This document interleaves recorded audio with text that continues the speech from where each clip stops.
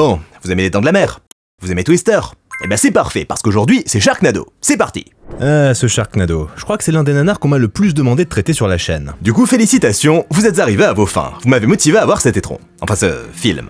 Sharknado, donc, est un long métrage sorti en 2013, issu de l'infâme Société Asylum, dont on a déjà parlé dans ma vidéo sur le chef-d'œuvre Jurassic Commando. C'est que j'en ai maté des merdes pour vous, hein? La particularité de ce film, au-delà de son concept hautement what the fuck, c'est qu'il est devenu un véritable phénomène sur Twitter lors de sa diffusion en juillet 2013 sur la chaîne Sci-Fi. Ainsi, face à cet improbable raz-de-marée, Sci-Fi décida de remettre ça. Et à chaque rediff, l'audience continuait de grimper. Ce qui fit que Sharknado devint le plus gros succès d'Asylum, ce qui les poussa donc à produire une suite, puis une autre, puis une autre, puis encore une autre, puis une dernière, sans compter les spin-offs. La Valantula et sa suite Tulava Tulantula. Ça ne s'invente pas. Et 2025 Armageddon, sorte d'Avengers Endgame de l'univers Asylum. Et non, je les regarderai pas. Bref, Sharknado, de par son concept débilos, c'est une des rares productions Asylum, peut-être même la seule, qui a su dépasser les carcans du nanar en parvenant à être connue aussi bien du grand public que des initiés. Et du coup, ça vaut quoi? Pas grand chose j'imagine, mais on va voir ça de nos propres yeux parce que j'ai pas le choix apparemment. Ok, alors on commence direct dans le feu de l'action parce que chez Asylum on n'est pas là pour rigoler. Des requins, une tornade, les deux se mélangent et paf! Ça a fait une Sharknado! Au large des côtes mexicaines, on se retrouve sur le chalutier fin comme un oiseau du capitaine Santiago, sur lequel on pratique la pêche aux requins. Et à l'intérieur, on assiste aux négociations entre le capitaine et un client qu'on appellera Didier. Le capitaine Santiago, c'est le genre de mec hyper bienveillant qui met vraiment l'humain au premier plan. C'est $1 million pour toute la cargaison. Non mais là il est pas dans un bon jour. Du coup, étant donné que Santiago avait des arguments imparables, le marché est conclu pour $1 million et Didier lui file un acompte en gage de bonne foi. Salaud. Sauf que la mer, elle est un petit peu agitée comme vous pouvez le constater grâce à ces magnifiques plans tournés en conditions réelles. Et le temps que Santiago parte mettre les ailerons en sûreté, Didier a dit disparu. Mais où qu'il est le Didier? Et le pire, c'est qu'il a pris la compte avec lui le petit salaud. Et un peu moins pire mais quand même embêtant, un requin atterrit sur le pont et dévore un pêcheur. De son côté, Didier cherche à se dissimuler à l'avant du bateau. Mais Santiago le retrouve assez facilement parce qu'il s'avère que Didier n'est pas très doué à cache-cache. Changement de programme, capitaine! J'embarque le fric, la cargaison et ce qui restera de votre barque! Ah! Pas très doué en réflexe non plus le Didier, hein? Il fait rien pour se distinguer ce con. Adieu Didier, tu n'étais pas très doué mais tu nous as bien divertis. Mais c'est alors que le chalutier se fait soudainement emporter par une tornade et que Santiago se fait alors mâchouiller la gueule par les requins qui s'y promènent. Eh bah mes aïeux, quelle intro. Nous nous retrouvons ensuite sur la côte californienne où notre héros, Finn... Attendez, le héros du film de requin s'appelle Finn? Bref, Finn part surfer avec son copain Jean-Richard alors qu'ils savent pertinemment qu'une tempête approche. Et deux personnages pas futés de plus, deux! Mais la tempête n'est pas la seule menace, car les requins rôdent, et il ne faut pas longtemps avant que Marie-Denise ne soit dévorée par un squale. Suite à quoi, c'est le massacre, car toute une bande de requins passe à l'attaque sur les baigneurs. Évacuez la plage immédiatement! Non mais ceux qui sont sur le sable, a priori, vous avez rien à craindre des requins, hein. Qu'est-ce qu'ils sont cons. Et c'est alors que Jean-Richard se fait attaquer à son tour. Heureusement, Finn met le requin en fuite à grands coups de planche de surf et parvient ainsi à sauver son copain. De retour sur la côte, Jean-Richard se fait soigner et les deux cons se rendent au bar de Finn où il retrouve Chantal, la serveuse qui en pince un peu pour lui mais qui se mange un gros râteau en direct devant tout le monde. Je suis ton boss. Et alors? Et alors? Retourne bosser. Et George, le poivreau du coin incarné par Peter McAllister lui-même, qui aurait bien envie d'aller plus loin avec Chantal parce que c'est un vieux dégueulasse. Tu peux toucher ce que tu veux au bar sauf moi. Et soudain, face aux infos pas très rassurantes qui annoncent un ouragan bien vénère, Finn décide d'appeler son ex-femme April pour s'assurer qu'elle et sa fille vont bien. Il vaudrait mieux que vous quittiez la ville. Mais April a du mal à prendre les avertissements de Finn au sérieux. Et quand il lui demande de récupérer sa fille Claudia pour la mettre en sécurité, elle lui raccroche au nez. C'est un échec. Et alors que Finn somme tout le monde de quitter le bar histoire d'éviter de mourir emporté par la tempête, il se passe ça. Un satané requin en CGI chip traverse la vitre et pénètre illégalement dans le bar de Finn. Heureusement, Chantal est du genre réactive. Ok, crédible. Sur ce, la joyeuse bande évacue le bar alors que Tempête et Requin travaillent conjointement à faire le plus de dégâts possible. Heureusement, nos personnages peuvent compter sur bouteilles de gaz explosives et autres tabourets de bar pour venir à bout des terribles squales. Eh bah, une tempête, des requins, qu'est-ce qui pourrait bien leur arriver de pire maintenant? Ah bah, une grande roue apparemment. Waouh, ils doivent tellement transpirer, j'imagine même pas l'odeur. Eh ben tu fais bien mon con, parce que moi j'y étais et j'aime autant te dire que ça sentait pas la rose. Heureusement, aujourd'hui j'ai exactement ce qu'il faut pour faire face à ce genre de situation. Salut ma gueule, c'est John Michael. Aujourd'hui le chauve te parle de tempête de requins, mais ici on va plutôt parler d'un autre fléau bien réel qu'on affronte chaque jour, la transpiration. Et c'est pour ça que je te présente Nartar Ezexil. Le détranspire en 4 jours, ouais 4 jours mon con, est spécialement conçu pour les situations extrêmes. Une séance de sport, une tempête de requins ou tourner une vidéo sous 800 watts de lumière en pleine canicule comme ce brave Guillaume ici présent. Bah tiens mon con, essaye-le, ça te fera pas de mal. Merci. Narta Resixil, c'est un détranspirant sans alcool, testé dermatologiquement et anti-irritation adapté aux peaux sensibles, même quand t'es rasé de frais. T'en peux plus de suer dès que l'état arrive ou que tu croises ton crush dans l'ascenseur, boum, Resixil. Et en plus, ça te donne cette sensation de contrôle, genre t'es Finn Shepard face à une Sharknado, imperturbable, sec comme le Sahara. Alors reprends le contrôle, sur tes aisselles, sur ta vie et sur les requins volants, pourquoi pas. C'est ça la confiance Narta, ma gueule. Alors t'es convaincu? Pour le commander, rien de plus simple, t'as juste à suivre mon lien en description. Tu cliques, tu appliques, tu sens bon, tu domines le monde. Merci Narta, et de rien ma gueule. Bon, maintenant qu'on a réglé le problème de la sueur, on peut retourner s'occuper des tornades de requins. Suite à ces sensations fortes, Finn décide d'aller chercher sa femme et sa fille pour les mettre en sécurité. Et comme ses copains sont vraiment des super copains, et qu'ils ont rien de mieux à foutre apparemment, il décide de l'accompagner dans sa quête. Finn, Chantal, Jean-Richard et Georges, vous formerez donc la fine équipe.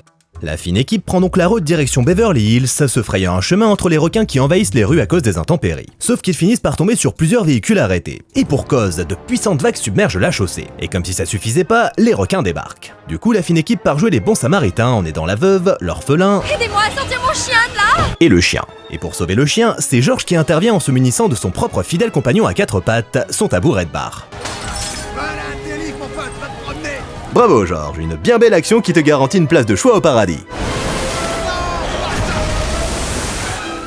Eh bah il s'en est fallu de peu, dis donc. Après avoir séché ses larmes, le trio reprend la route, Finn profitant de sa connaissance aiguë des vagues pour traverser sans se faire emporter. Et une fois arrivés à destination, ils se font accueillir comme des héros. Pas du tout, mais alors vraiment pas. Non, tu t'en vas. Heureusement, l'apparition subite d'un requin dans les airs finit par convaincre April de laisser entrer la fine équipe. Et à l'intérieur, Finn tente de convaincre sa fille Claudia de partir avec lui en lieu sûr, mais comme elle a pas l'air ultra motivée, il insiste, ce qui déclenche l'apparition d'un personnage antipathique. Qu'est-ce que c'est que tout ce vacarme? Oh, le champion de surf. Ouais, j'espère tellement que tu vas mourir. April est à moi. Je te demande pardon? Et Chantal a beau le prévenir que le danger est partout et qu'il y a un requin dans sa piscine, machin n'en fait qu'à sa tête de con. Non mais vous plaisantez? Un requin? Dans ma piscine? Ah? C'est impossible. Oui, c'est ça qu'on veut. Oh merde. Ah. Et là, il se passe un truc incroyable et incompréhensible, la fine équipe tente quand même de sauver Mr. Connard. Non mais non seulement ça n'en vaut pas la peine, mais en plus c'est trop tard, hein. Oui, bah oui, hein. Et puis Chantal finit par en avoir ras le cul et décide d'utiliser le fusil à pompe. Le requin apparemment hors d'état de nuire, ils prennent la décision d'aller chercher Matt, le fils de Finn, qui est alors à l'école de pilotage de Venice Beach. On doit se tirer d'ici, vite. Sauf qu'en fait, le requin il a beau s'être pris 48 bastos dans la poire, bah il est encore vivant. Du coup, Finn joue les appâts pendant que le reste de la troupe s'enfuit vers la voiture. Et on se doute qu'il est pas mort, hein. Cette scène, c'est un petit peu comme les effets spéciaux du film. Personne n'y croit. Quelle surprise, c'est beaucoup trop d'émotions pour mon cœur fragile. Bref, la fine équipe reprend la route pour sauver Matt alors que la maison d'April est détruite par des CGI chips. C'est la vie, avec ses hauts et ses bas. Ah ben, merci le philosophe. Sur la route, il tombe sur un bus rempli d'enfants en bien mauvaise posture, cernés par la montée des eaux et les requins. Et du coup, Finn décide d'intervenir. Parce que le fils, il peut bien attendre une heure ou deux de plus, hein, y a pas le feu non plus. Tu te préoccupes toujours plus des autres que de ta propre famille. C'est parce que le monde entier est sa famille, April. Finn met donc son plan de sauvetage à exécution en descendant en rappel depuis un pont. Il est équipé, le bougre. Semper Paratus, traduction. Ça veut dire toujours prêt. Une fois au niveau du bus, il attache chaque gamin à la corde et Jean-Richard s'occupe de les remonter un par un jusqu'à ce que ce soit au tour du chauffeur Jean-Hubert. Une vingtaine de gamins sont passés avant moi. Pour moi, ça va être de la tarte. Hein? Oui, mais oui. Qu'est-ce qui pourrait mal tourner, hein? Vous êtes sûr que cette corde est assez solide pour moi? Non, pas vraiment. Génial. Mais contre toute attente, Jean-Hubert remonte sans encombre. C'est extrêmement décevant. C'est plutôt du côté de Finn que ça se passe mal quand un requin décide de s'accrocher à la corde, ce qui la fragilise fortement. La corde va-t-elle céder? Bien sûr que non. Finn renvoie le requin à l'eau et parvient à son tour à atteindre le pont en toute sécurité. Bref, la mission est accomplie, Finn a sauvé tout le monde. Bon, sauf son fils, qui est peut-être mort entre-temps. Mais c'est alors que le vent se lève à nouveau et que nos personnages sont attaqués non pas par des requins, mais par les lettres du panneau Hollywood. J'aimerais tellement assister à une session écriture d'Asylum. Mais malheureusement, tout le monde survit à cette attaque. Même Jean-Hubert, putain. Ma mère m'a toujours dit qu'un jour Hollywood me tuerait. Ah bah voilà. Quand vous voulez. Suite à ces nouvelles sensations fortes, la fine équipe reprend la route. Une fois de plus. Un film qui se déroule à 80% dans une voiture. Et c'est alors qu'un requin atterrit sur le véhicule et passe à l'attaque. Et Finn aura beau se débattre avec sa batte de baseball, il faudra attendre l'intervention fatidique du fusil à pompe de Chantal pour s'en débarrasser. Suite à quoi, Finn sent comme une fuite d'essence et somme donc son équipe de prendre la fuite. Enfin de quitter le véhicule au plus vite. Ah, on va enfin avoir droit à un autre putain de décor. Nos personnages vont ensuite faire des emplettes dans l'épicerie du coin, tenue par un utilisateur Facebook. C'est le gouvernement. Il contrôle tout, y compris la météo. Aux infos, les nouvelles sont pas super top délire et on annonce carrément 3 tornades de force 5 en approche. Il va donc falloir faire vite pour aller sauver Matt et quitter la ville. Pour ça, il nous faut d'abord une voiture. Ah bah oui, tiens, ça faisait longtemps. Et il s'avère qu'il se trouve juste en face d'un service de location de voitures de cinéma. Du coup, la fine équipe se fait plaisir avec un bolide du genre subtil. Sur la route, de nombreux barrages de police les empêchent d'atteindre leur but. Mais comme on a affaire à de vrais petits casse-coups, ils décident de passer quand même. Résultat, la police se lance à leur trousse, nous offrant ainsi une course-poursuite intense à rendre jaloux Vin Diesel. C'est pas le bouton de la nitro, ça? La police distancée, ils arrivent à l'école de pilotage, mais les lieux semblent déserts. Le truc, c'est qu'ils ont pas vraiment le temps de jouer à cache-cache, car la méga requin tornade arrive. Heureusement, ils finissent par trouver Matt et ses copains, qui s'étaient cachés dans le placard sous l'escalier. Un abri comme un autre. Et c'est alors que Marie-Josiane, apparemment en manque de sensations, décide de s'envoyer en l'air. La tornade passée, la fine équipe doit mettre au point un plan d'évacuation. Il est en état de marche? On est en pleine tempête et vous voulez utiliser un hélico pour vous enfuir? C'est moi ou vous n'êtes pas très fut-fut? Il résistera jamais aux tornades. Ah, Finn est un peu moins con que les autres, c'est bien. On va rester et se battre. Se battre contre les tornades? Bon, je retire ce que j'ai dit, il est très con lui aussi. Du coup, Matt les emmène à la quincaillerie d'en face, où ils trouvent tout ce dont ils ont besoin, à savoir des tronçonneuses, des pioches et des bombes. Parce que le plan de Matt, qui est très clairement le grand génie du film, c'est de balancer des bombes à l'intérieur des tornades pour se débarrasser des requins. Sauf que ça réglera pas le problème des tornades. Et là-dessus, Jean-Richard se permet une petite intervention scientifique que n'aurait pas renié Jamie de C'est pas sorcier. Les tornades se forment quand l'air chaud et l'air froid se rencontrent. Maintenant, si tu balances une bombe en plein milieu du truc, tu égalises la température. Sauf que ce plan ne plaît pas beaucoup à Finn et à April, qui sont certes pas hyper malins, mais qui semblent quand même avoir un minimum d'instinct de survie contrairement à leur progéniture. Ton fils veut faire décoller l'hélicoptère pour aller jeter des bombes dans la tornade. Non, c'est beaucoup trop dangereux. Tu crois? S'ensuit une petite séquence émotion où sa fille Claudia lui fait part de son mal-être parce que de toute façon il y en a jamais eu que pour Matt et c'est trop injuste. Oh la pauvre. Bon, et les requins alors? J'ai été élevée par mes grands-parents. Mais on s'en fout. Du coup, quand elle était petite, Chantal est partie à la pêche avec son grand-père. Sauf que des requins se sont joints à la fête et ils ont bouffé le grand-père et laissé une belle cicatrice à Chantal. Ce qui fait que les requins, bah, c'est pas trop son délire. Et maintenant qu'on a exploré la psychologie complexe de nos personnages, on peut retourner s'occuper de ce qui compte réellement. Les grosses tornades avec des gros requins dedans. Matt et Chantal partent donc à l'assaut des 3 tornades armées de multiples bombes. Pas d'imprudence. Ah, tu penses bien. Jamais. C'est ton baptême d'hélicoptère? Ouais. Les chocottes? Non, pas du tout. Ah ouais, donc toi aussi, zéro instinct de survie. Alors qu'ils approchent de la première tornade, les requins sont de plus en plus nombreux. Au point où ça deviendrait presque dangereux, dites donc. Mais heureusement, Finn veille au grain. Tu l'as eu, papa? Après tout, qui sommes-nous pour juger la crédibilité du film Sharknado, hein? Il va nous falloir un hélico plus puissant. Vous l'avez? Donc, Chantal balance la bombe dans la première tornade et il s'avère que ça marche puisque la tornade se désintègre immédiatement. Ah bah c'est bon à savoir, ça tient. Par contre, attention, il pleut des requins.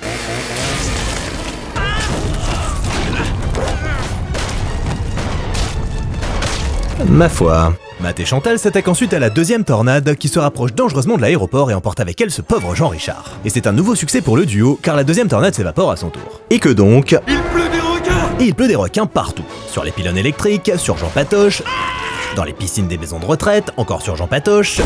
Heureusement, la fine équipe débarque pour aider les petits vieux en explosant leur piscine. De leur côté, Chantal et Matt atteignent le boss final des tornades sous le regard admiratif du troisième âge. Vous devez être fiers de lui. Malheureusement pour le duo, cette tornade semble beaucoup plus résistante que les précédentes et la bombe n'a pas l'effet escompté. Certainement un problème d'allumage. Le truc, c'est qu'ils sont à court de bombes. Ils n'ont donc d'autre choix que de retourner à la base. Mais ça, c'était sans compter sur l'intervention d'un requin qui décide de s'accrocher à l'hélico. Heureusement, Chantal a plus d'un tour dans son sac et s'attaque au vil squal à l'aide d'un couteau. Sauf que... Waouh. Serait-ce la mort la plus ridicule du film? Non! Non, pas ça! Tu pourrais y mettre un petit peu plus de cœur par contre? Non! L'hélicoptère de Matt s'écrase alors en douceur sur le parking de la maison de retraite et Finn décide d'intervenir pour en finir lui-même avec ses conneries. Et pour ce faire, il récupère le véhicule et met à exécution le plan B concocté par Jean-Richard qu'il repose en paix. Finn démarre donc le 4x4 et fonce à travers la ville direction la méga tornade vénère. Une fois à proximité, il active le détonateur et nous fait un petit remake de Twister en s'éjectant du véhicule avant qu'il ne soit emporté. Après quoi, l'explosion se produit et la tornade disparaît. Troisième et dernière pluie de requins donc. Attention, faut mettre la gomme cette fois. Claudia, attention!